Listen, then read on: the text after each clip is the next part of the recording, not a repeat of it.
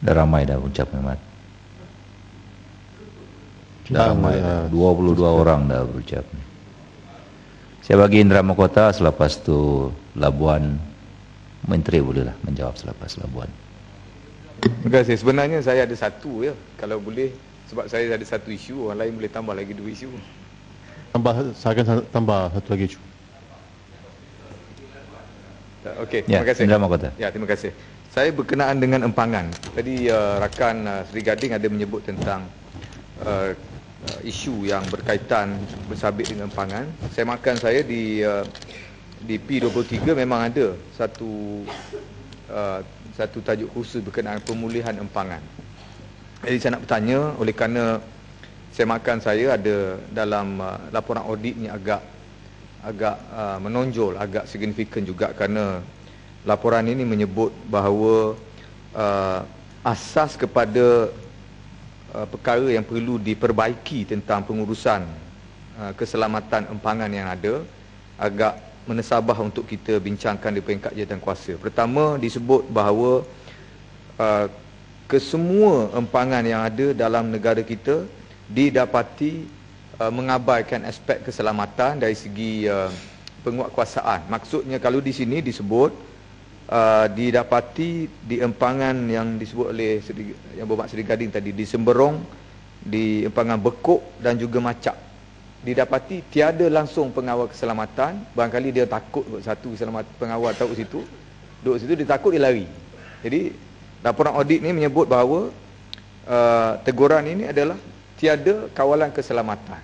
Kalau empangan itu untuk tujuan takungan air dan juga untuk pembekalan air bersih atau untuk minuman, dengan tiadanya kawalan keselamatan, banyak apa perkara pun boleh berlaku, sehingga takungan air pun orang campak mayat manusia, apatah lagi empangan. Jadi asas kepada teguran audit yang disebut berkenaan dengan keselamatan, aspek keselamatan empangan ini, saya rasa ada baiknya Menteri beri penjelasan kenapa perkara ini boleh berlaku, dan ini dibawa secara khusus dalam teguran audit. Dan juga perkara yang sama dalam empangan ni, saya pun tidak faham, dikatakan daripada siasatan 12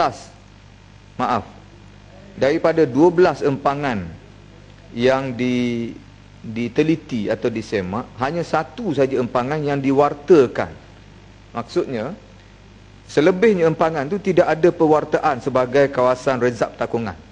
Dan ini juga adalah laporan yang dikeluarkan oleh dalam teguran audit. Bermakna selama hari ini tidak ada pewartaan kawasan takungan. Mungkin perkara ni agak bolehlah sikit. Ya. Terima kasih pengurusi Indra Mahkota. Memang saya pun nak cakap tentang empangan juga, tapi boleh kan tak ada peluang, saya nak sentuh sikit tentang di Kedah ni kita ada banyak empangan sebenarnya. Dan saya dah berkali-kali bertanya kepada pihak kementerian berhubung dengan empangan BRIS dan juga empangan NOC ni, tapi tidak mendapat jawapan yang positif. Apabila kita tanya di sini, dia kata tanya negeri, bila tanya negeri kata tanya di kementerian.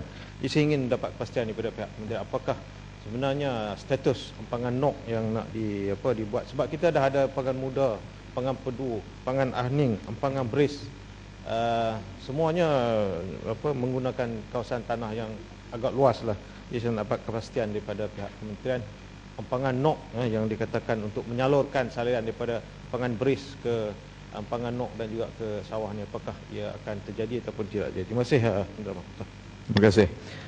Saya juga dalam satu perkara yang sama berkenaan dengan empangan ni, saya dapati ini juga teguran audit ataupun penemuan audit. Dikatakan setakat hari ini masalah pembayaran pampasan untuk tanah yang diambil untuk tujuan pengurusan empangan, dikatakan 16 empangan yang diuruskan oleh JPS, 5 empangan yang tidak menyelesaikan masalah pembayaran pampasan.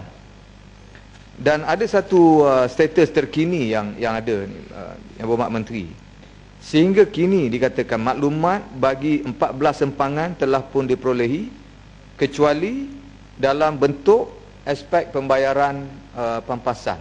Dan kalau diperhatikan, memang ada di bawah P23 ni bayaran khas pengambilan balik tanah. Saya pun tak tahu, ini barangkali termasuk untuk kawasan-kawasan keempangan barangkali. Tapi Ibu Menteri barangkali agak orang kata cerah juga mata saya bila tengok peruntukan untuk pengambilan tanah ni sampai 1 bilion. Maknanya daripada 2.9 tu 1 bilion dia, Kementerian Yang Berhormat memang peruntukan untuk tujuan pengambilan tanah. Jadi dengan 1 bilion peruntukan untuk bayaran khas pengambilan tanah ni, takkanlah tak boleh uruskan berkenaan dengan pewartaan, penjagaan keselamatan empangan-empangan untuk bekalan air dan sebagainya. Saya rasa ni aspek yang perlu kepada tumpuan, dan saya yakin laporan audit ni Yang Menteri juga teliti, dan saya cuma merujuk kepada laporan yang ada pada kandungan laporan ini saja. Terima kasih Datuk Pengerusi. Ya. Yang Wan Labuan.